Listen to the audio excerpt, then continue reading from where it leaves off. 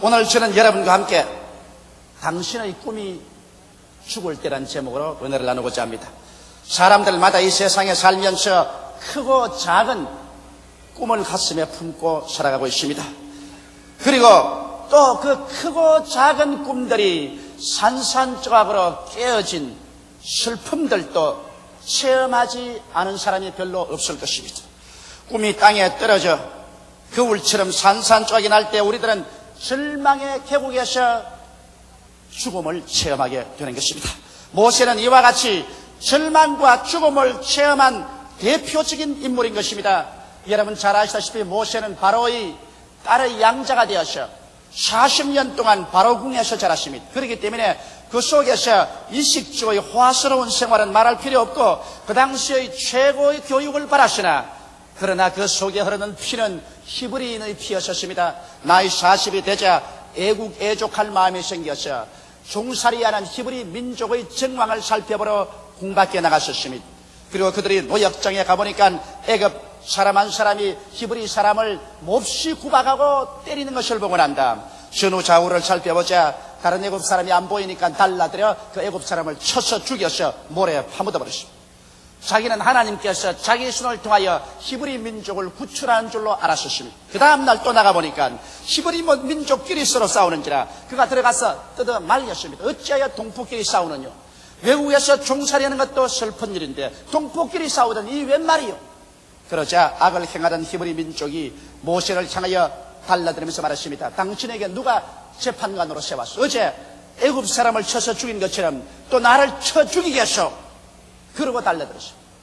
그 정황을 보자 모세는 자기가 어제 애굽 사람을 쳐 죽인 것이 히브리 민족에게 이해가 될 줄 알았는데 동포들이 이해해 주지 않습니다. 자기 일이 탄로난 줄 알고 그 길로 도망을 쳐서 미디안 광야로 가버리고 말한 것입니다.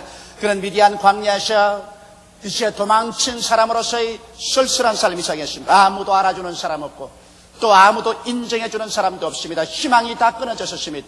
그 미디안 광야에서 이드르라는 유목민족의 추장의 딸과 결혼을 해서 목동으로서 전락해서 그로부터 시작해서 40년을 하루같이 그런 호렙산 주변을 양무리를 끌고 다니면서 울며 세월을 보냈었습니다. 모세가 앉았다가 일어난 곳마다 모세는 자기의 청춘이 죽어서 파묻힌 장면을 볼 수가 있었습니다. 그는 울며 40평생의 세월이 지나고 이제 나이 80이 되었었습니다. 얼굴은 쭈글쭈글해지고 눈은 뿌옇게 되고 허리는 굽어지고 이제는 노인이 되고 이제는 이 세상에서 인간이 가질 수 있는 희망이란 하나도 없이 다 깨어지고 말한 것입니다. 절망의 미디안 광야에서 그는 40년 동안의 죽음을 체험했던 것입니다. 그러한 사람에게도 희망이 있을 것이냐고 물을 것입니다. 그런데 베란간 하룬 호렙산 기슭에서 불타면서 끄이지 않은 가시는 굴을 보고 그것을 귀히 여겨서 구경하러 갔다가 그 가시는 굴에서 하나님의 소명을 받게 된 것입니다. 40청춘에 이루지 못한 꿈을 하나님께서 80에 다시 부활시켜서 모세를 택하여 지팡이 하나만 짚고 홍해를 건너가서 300만 이스라엘 백성을 구출해낼 수 있는 위대한 하나님의 은총이 그에게 임하였던 것입니다. 우리는 이 장면에서 깨달아야 될 것은 여러분의 생애가 산산조각이 나고 이제 종지부를 찍었다고 생각할 때 그때 절망해서는 안 되는 것입니다. 왜냐하면 우리의 꿈이 깨어지고 우리의 소망이 다 산산조각이 나버리고 우리의 심령이 죽음의 벽에 부딪혔을 때 그때 꿈이 다시 부활할 것을 믿음을 가지고서 참을 수 있어야 되는 것입니다. 우리는 이 위대한 교훈을 아브라함의 가족의 생애 가운데서 알아봐야 될 것입니다. 첫째로 아브라함의 꿈과 그 절망을 우리 한번 살펴보십시다. 아브라함은 우리들의 믿음의 모범이요 사표요 조상입니다. 그렇기 때문에 아브라함에게 일어난 일들은 여러분과 나에게도 크고 적게 일어나게 되는 것입니다. 알데아는 아브라함은 나이 75세 갈대아 우르를 떠나게 되었습니다. 하나님께서 나타나셔서 아브라함에게 이와 같은 약속을 주셨습니다. 여호와께서 아브라함에게 이르시되 너는 너희 본토 친척 아비 집을 떠나 내가 내게 지시할 땅으로 가라. 내가 너로 큰 민족을 이루고 내게 복을 주어 내 이름을 창대케 하리니 너는 복의 근원이 될지라. 너를 축복하는 자에게는 내가 복을 내리고 너를 저주하는 자에게는 내가 저주하리니 땅의 모든 민족이 너를 인하여 복을 얻을 것이라 하신지라. 이 영광스럽고 찬란한 꿈이 마음속에 넘쳐왔습니다. 75세 된 아브라함에게 이와 같은 위대한 삶의 기회가 다가올 줄은 생각지를 못했었습니다. 그는 꿈이 마음속에 사무쳐 올랐었습니다. 그래서 그는 그의 온 가족들을 다 뒤로 두고 자기의 아내와 함께 손을 잡고 가나안 땅을 향해서 전진해 나간 것입니다. 가나안 땅으로 가는 발걸음마다 그는 꿈이 출렁거렸었습니다. 가나안 땅에 가면 하나님의 영광이 임하고 젖과 꿀이 흐르고 거기에서 위대한 나라가 이루어질 줄 기대하고 떠났던 것입니다. 그런데 이 웬 말인 것입니까? 그가 가나안 땅에 도착하자마자 그가 여태까지 가슴 속에 품고 오던 그 모든 꿈은 신기루처럼 사라져버리고 말한 것입니다. 가나안 땅은 가뭄과 흉년이 다가와서 온 천지가 새빨갛게 타버리고 물이란 물의 근원은 다 말라버리고 말한 것입니다. 데리고 온 짐승떼들은 먹을 것과 마실 것이 없어 다 죽어버리고 말았었습니다. 함께 온 종들도 다 뿔뿔이 흩어져서 살 길을 찾아가 버리고 말한 것입니다. 밥 달라고 우는 조카를 데리고 아브라함은 도저히 생각도 못하고 꿈도 꾸지 못한 애굽 땅을 향해서 그 아내와 함께 살러 내려갈 수밖에 없었습니다. 그리고 그가 애굽 땅에 내려가자 절망은 거기에서 더 무섭게 기다리고 있었습니다. 왜냐하면 바로가 그 사라의 아름다움을 보고서 사라를 취하여 바로의 아내로 삼아버리고 말한 것입니다. 이래서 그는 찬란한 꿈을 안고서 가나안 땅에 왔는데 꿈은 온데간데 없이 사라지고 그 찬란한 꿈 대신에 애굽에 내려와서 쓰디에 쓴 절망의 골짜기에서 죽음의 세월을 보내면서 아내조차 잃어버리고도 말 한마디 못하는 산송장의 삶을 살 수밖에 없었습니다. 아브라함이 겪은 그 마음의 절망이란 우리 말로서 형언할 수가 없을 것입니다. 그리고 아브라함은 그 속에서 죽었습니다. 개인의 꿈이 사라지고 자기 마음의 기대가 사라지고 인간적인 모든 희망과 용기가 다 사라지고 그런 산산조각이 나고 인생으로서의 모든 것이 박살이 나버리고 말았다고 생각한 것입니다. 그러나 때가 이름에 하나님께서 또다시 그 꿈을 부활시켜 주셨습니다. 하나님께서 바로에게 꿈으로 나타나셨습니다. 네가 데려오고 네 사라는 선지자의 아내다. 이는 아브라함의 아내다. 그러므로 아브라함에게 돌려주어라. 만일 돌려주지 않으면 너희 집안에 내가 심판해서 큰 불행을 자초하겠다. 바로가 이 꿈을 꾸고 놀라서 일어나서 아브라함을 불러서 왜 내가 진작 사라를 내 아내라고 말하지 않았는가? 왜 내 동생이라고 말했는가? 그래서 그 아내를 돌려주고 그 아내를 자기가 빼앗은 그 보상으로서 많은 금과 은과 짐승떼와 노비를 주어서 아브라함을 내보냈었습니다.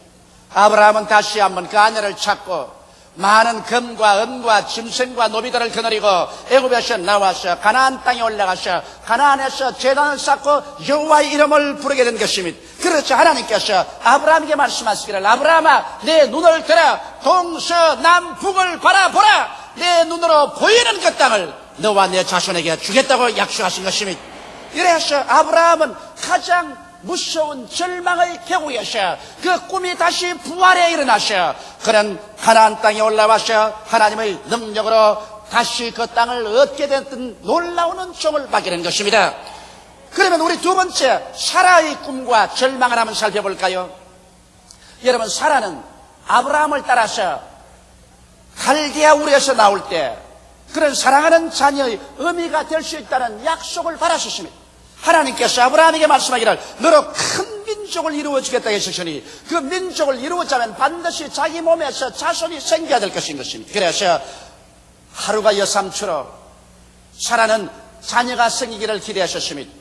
세월은 점점 흘러가셔 가나안으로 온 지 벌써 10년의 세월이 지나가셔 그의 남편의 나이가 85세가 되고 자기의 나이 75세가 되도록 어린애기는 흔적도 없었습니다. 이제는 어린애기를 얻을 만한 그러한 기력도 다 상실하고 마는 것입니다. 거기에서 사라의 꿈은 산산조각으로 깨어지고 마는 것입니다. 한 여인으로서 어린애기를 낳지 못하고 한 가게를 이어주지 못한다는 마음의 수치와 고통은 말로 형용할 수가 없었습니다. 그래서 75세까지 기다린 사라는 이제는 어린애기를 낳을 수 있다는 자신을 잃어버리고 말한 것입니다. 꿈이 산산적으로 깨졌습니다. 그래서 그런 자기의 남편 아브라함을 자꾸 깨었습니다. 내가 자식을 낳을 수 없으니까 내 여종 하갈이라도 첩으로 취해서 첩의 몸에서라도 자식을 하나 얻으라고 했었습니다. 그래서 아브라함은 그 말을 듣고 하갈을 취하여 첩으로 삼고 그 첩에서 이스마엘을 얻게 되었으나 그때로부터 시작해서 가정의 풍파는 그치지 않았었습니다. 어린애기를 낳은 하갈은 그때로부터 자신을 얻고 어깨에 힘을 주고 그 주인인 사라를 무시하고 멸시했습니다. 그 결과로 가정 풍파가 끝이 없고 사는 것이 아니라 마치 전쟁 상태의 노인 같았습니다. 하는 수 없어서 아브라함은 사라와 약속해서 하갈과 이스마엘을 집에서 내어 쫓는 길밖에는 다른 도리가 없었습니다. 그런 가정적인 비극까지 체험한 것입니다. 그래서 첩에서 어린애기를 낳아서 자기의 이물을 다 알려던 사라의 꿈은 산산적으로 깨어지고 쓴 분노와 눈물밖에 남은 것이 없었습니다. 그리고 세월이 지나갔었습니다. 이제 모든 것은 끝장났었습니다. 이젠 자식을 얻겠다는 꿈은 산산조각이 나고 마른 것입니다. 그와 함께 사라의 모든 희망도 사라져버리고 마른 것입니다.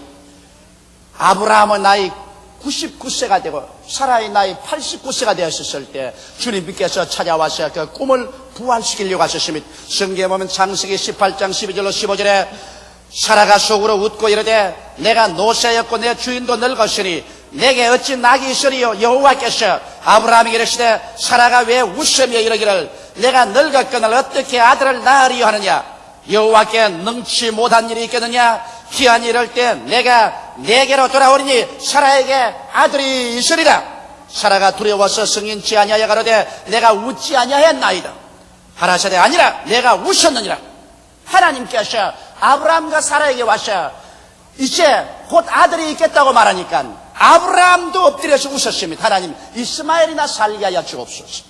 사라는 말할 필요 없이 천막 뒤에 숨어서 웃었습니다. 나 같은 이제 89살이나 된 사람이 아들을 낳다니 그런 웃기는 말씀을 어떻게 하시옵니까? 그렇게 했습니다. 그러나 가장 절망의 어두운 골짜기에서 하나님께서는 그들에게 아들을 주겠다고 약속을 하시고 난 다음 아브라함의 나이 100살이 되고 사라의 나이 90이 되었을 때 하나님의 축복으로 말미암아 그들은 아들을 낳았으니 그 이름이 바로 이삭인 것입니다.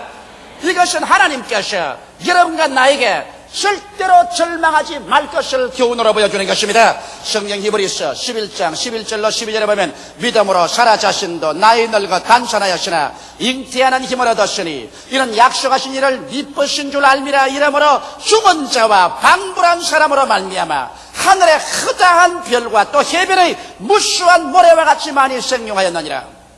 여러분과 나의 꿈이 깨어지고 우리의 희망이 산산조각이 나서 우리의 삶이 죽은 자와 방불한 사람처럼 될 때도 낙심하지 말아야 되는 것입니다.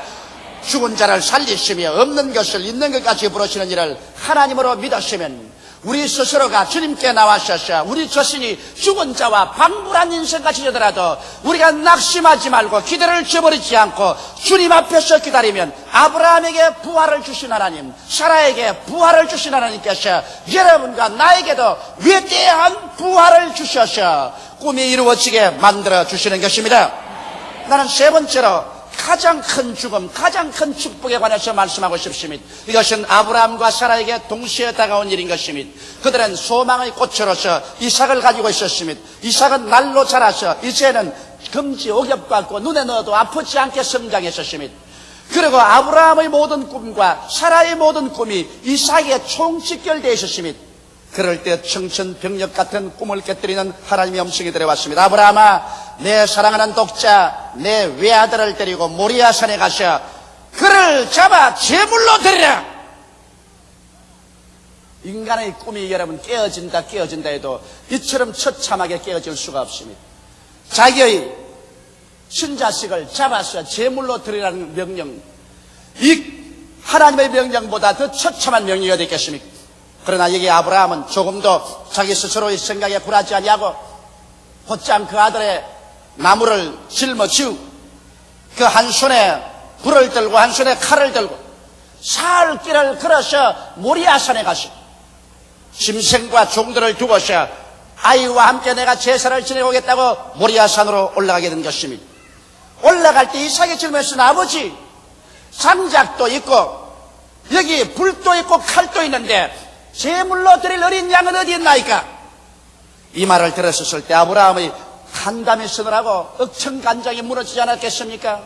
그러나 아브라함 말했습니다. 이 사람아, 제물로 드릴 어린 양은 하나님이 친히 예비하신다. 그리고 산에 올라가서 그 아들과 부지런히 제단을 쌓았습니다. 제단을 다 쌓고 난 다음에 아브라함은 이삭에게 말했습니다. 이삭아, 하나님께서 너를 잡아 제물로 드리라고 그랬다. 천지를 지으신 하나님의 명령이니 내가 어찌 거역하겠는가? 또 하나님께서 나의 후손은 너로 말미암아 나겠다고 하셨으니 내가 비록 너를 잡아 죽일지라도 하나님께서 잿더미 속에서 너를 다시 부활할 줄 나는 믿고서 너를 제물로 드려야만 하겠다. 이삭은 순순히 순종했습니다. 그래서 아브라함은 이삭을 묶어서 그 제단에 얹어놓고 난 다음에 그런 칼을 빼어들어서 높이 쳐들어 그 아들 이삭을 내려치려고 하는 것입니다. 여러분, 이와 같은 것이 가능할까요? 나는 자신 없습니다.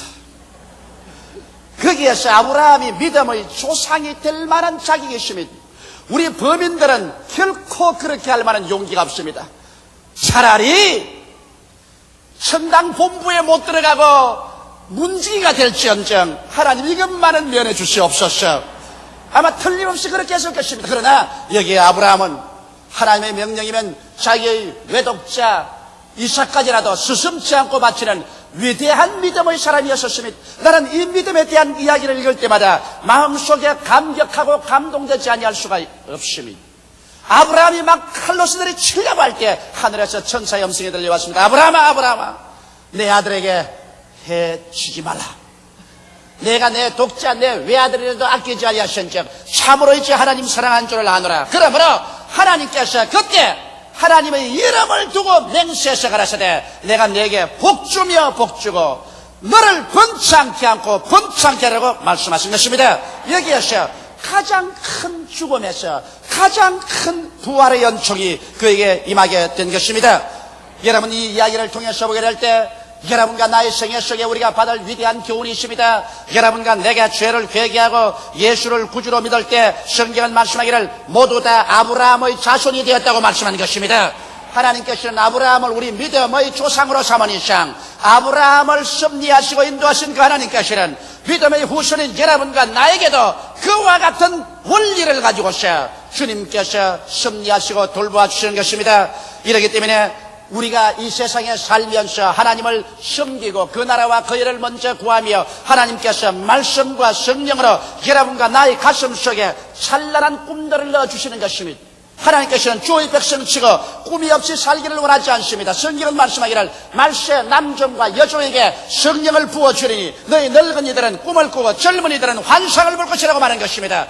영혼이 잘됨같이 범사에 잘되며 강건할 꿈과 환상을 가질 수가 있을 것이요, 구원의 꿈이 있고 성령 충만의 꿈이 있으며 치료의 꿈이 있고 축복의 꿈이 있으며 영원한 영광에 들어갈 꿈이 있는 것입니다. 그러므로 우리는 크고 작은 꿈들이 말씀과 성령을 통해서 우리의 가슴 속에 가득하게 되어지는 것입니다.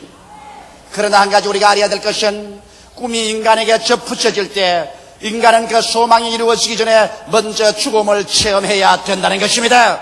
이것을 우리 예수 믿는 사람은 알아야 되는 것입니다. 꿈에 도달하기 전에 반드시 그 사이에는 죽음의 계곡이 있다는 것을 잊지 말아야 되는 것입니다.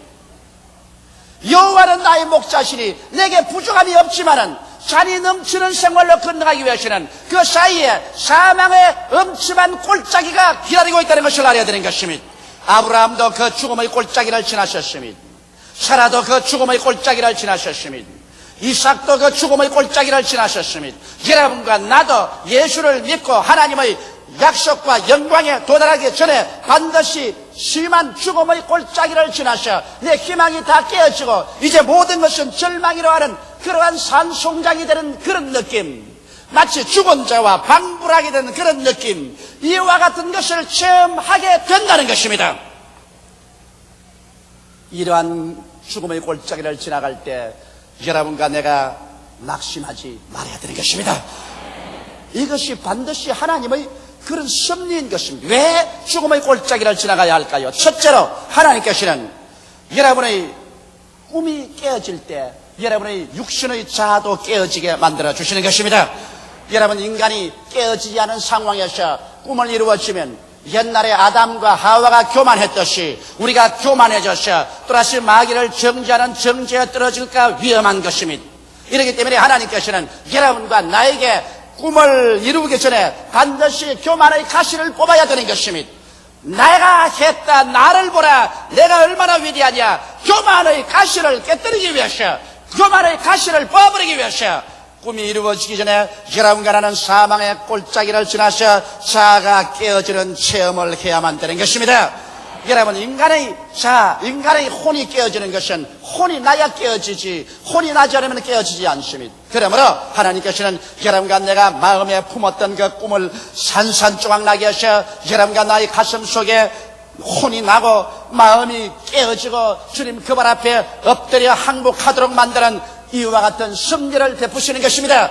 이렇기 때문에 크고 작은 꿈이 다가오면 크고 작은 죽음이 여러분과 나를 위해서 기다리고 있다는 사실을 잊지 말고, 여러분과 내가 사망의 엄침한 골짜기를 지날 때 이상한 일 당하는 같이 하나님을 원망하거나 탄식하지 마십시오. 원망하거나 탄식하는 사람은 자격을 상실해버리고 마는 것입니다. 깨어질 때 감사함으로 그 발 앞에 엎드려 깨어지는 것이 좋습니다. 둘째로, 여러분, 우리가 사망의 엄침한 골짜기를 지날 때 순종을 배웁니다. 성경에는 말씀하기를 하나님의 아들 예수 그리스도라도 그 고난을 통하여 순종함을 배웠다고 말한 것입니다. 하나님께서는 여러분과 나의 꿈이 이루어지기 전에 고난을 통해서 우리가 깨어지게 하심으로 하나님 앞에 절대 순종할 것을 가르쳐 주시는 것입니다. 여러분, 아브라함과 사라의 마지막 순종을 보십시오. 그 외독자, 그 외아들을 모리아산에 제물로 드리라고 말할 때 두말하지 아니하고 순종한 것을 보십시오. 우리는 고난을 통하여 깨어짐으로 말미암아 비로소 순종함을 배우는 것입니다. 오늘 자녀 교육에도 너무 자녀 좋다고 해서 금지옥역으로 사랑만 하고 좋은 일만 해주면 나중에 그 자녀 고집을 길러서 이 사회에 나가서 살 수 없는 위기주의자가 되게 만들어버리고 마는 것입니다. 그러나 어릴 때 부모가 자녀들이 잘못할 때 채찍을 들고 종아리를 때리고 그를 경계하는 것은 그 고집을 깨뜨려서 순종함을 배움으로 말미암아 나중에 사회에 나가서 법을 준수하고 하나님을 순종하며 살 수 있는 인격자를 만들기 위해서 그렇게 하는 것처럼, 우리 하나님께서는 소망이 이루어지기 전에 고난을 통해서 우리의 고집을 깨뜨리고 절대 순종하는 자로 만들려고 하는 것이기 때문에 고난당할 즈음에 여러분은 마음을 다하고 뜻을 다하고 정성을 다하고 목숨을 다하여 주님께 순복하게 되시기를 주의 이름으로 축원합니다. 셋째로, 여러분, 고난을 통하고 사망의 엄침한 골짜기를 통할 때 하나님의 능력으로 꿈이 반드시 부활할 것을 믿고 인내해야만 되는 것입니다. 미리부터 겁을 집어먹고서 모든 것을 포기해버리고 나는 못한다, 나는 안 된다, 나는 알 수 없다, 나는 망했다 손을 들어버리는 자는 꿈을 이루지 못합니다. 내 꿈이 하나님의 말씀과 성령으로 말미암아 주어진 것이면 그가 얼마나 내 눈앞에서 산산조각이 날지라도 무덤에 들어간 나사로를 나흘 만에 불러일으키라는 것이는 여러분과 나의 꿈을 하나님의 능력과 하나님의 기적으로 다시 부활시켜 주시는 것입니다. 이러기 때문에 사망의 엄침한 골짜기를 지나서 천지가 캄캄하고 모든 것이 끝장났다고 생각할지라도 여러분의 꿈이 부활할 것을 기대해야 되는 것입니다. 요셉은 형들에게 종으로 팔리고 종으로 팔린 그 자리에서 또다시 억울한 누명을 덮어쓰고 시위대 뜰에 갇혔을지라도 그 마음속에 꿈을 저버리지 않으셨습니다. 근질기게 그 꿈을 잡고 있을 때 하나님께서 때가 오심에 위대한 기적을 나타내셔 그 꿈을 다시 부활시켜 주신 것입니다. 저는 26년의 목회 생활 동안에 3번의 교회를 세우면서 수많은 사망의 골짜기를 지나쳤습니다. 내가 하나님 앞에서 위대한 꿈을 받았을 때마다 그 꿈을 이룰 때까지 사망의 골짜기를 지나지 않은 적이 한 번도 없었습니다. 몇 번이나 도망치고 포기하고 다 던져버릴 마음이 있었지만은 그 석선 혹심한 고통과 괴로우면서 내가 깨어지고 내가 순종하고 하나님의 기적을 믿을 때 언제나 주님은 내 인간으로 상상을 초월해서 위대한 부활을 갖다 주셨습니다. 여러분의 꿈이 죽을 때 여러분 자신의 믿음조차 죽어서는 안 되는 것입니다. 여러분의 꿈은 견뎌낼 때 반드시 부활하는 것입니다. 죽은 자와 방불한 사람을 통해서 하늘의 별과 같고 땅에 흐단 모래같이 성장케 하신 하나님께서 여러분이 죽을 때 하나님은 다시 부활을 허락하여 주시는 것입니다. 다 같이 계시게 기도드리겠습니다. 살아계신 하나님 아버지, 죽은 자와 방불한 사람을 통해서 하늘의 별과 같고 땅의 모래와 같이 번창시킨 것처럼 우리가 꿈이 산산조각으로 깨어지고 우리가 죽은 자와 방불하게 될 때 하나님이여 자아도 깨어지고 절대로 순종하고 꿈이 부활할 것을 믿고 기다려서 하나님의 위대한 기적이 우리 가운데 나타나게 하여 주옵소서. 예수님 이름 받들어 축복하고 기도드리옵나이다. 아멘.